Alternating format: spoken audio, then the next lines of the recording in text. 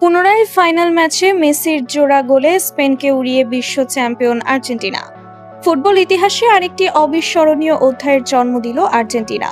লাখো সমর্থকের স্বপ্ন পূরণ করে লিওনেল মেসির দুর্দান্ত জোড়া গোলে শক্তিশালী স্পেনকে 2-0 ব্যবধানে হারিয়ে আবারও বিশ্বকাপ ট্রফি জিতে নিল আলবিসেলেস্তেরা।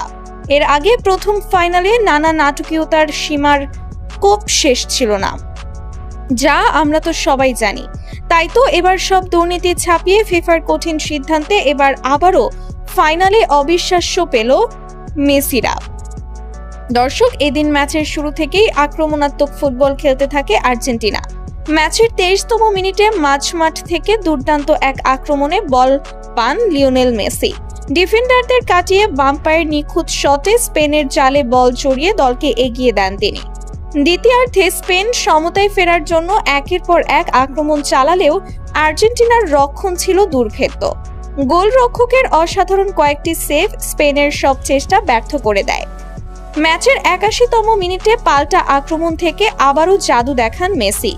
বক্সের বাইরে থেকে নেওয়া তার দুর্দান্ত শট স্পেনের গোলরক্ষককে পরাস্ত করে জালে জড়িয়ে পড়ে। সেই সাথে চরম উচিত শিক্ষা পেল স্পেন। এরপর স্টেডিয়াম জুড়ে শুরু হয় আর্জেন্টিনার সমর্থকদের উল্লাস।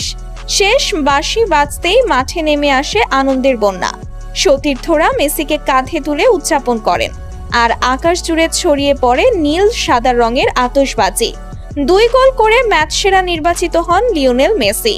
ট্রফি হাতে নিয়ে তিনি বলেন, এই শিরোপা বিশ্বের সব আর্জেন্টাইন সমর্থকদের জন্য।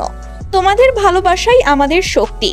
বিশ্বজুড়ে কোটি কোটি আর্জেন্টিনা সমর্থক রাস্তায় নেমে বিজয় উদযাপন করেন। রাজধানী বুয়েন্স আইরেস থেকে শুরু করে বিশ্বের বিভিন্ন শহরে নীল সাদা পতাকার ঢেউ দেখা যায়।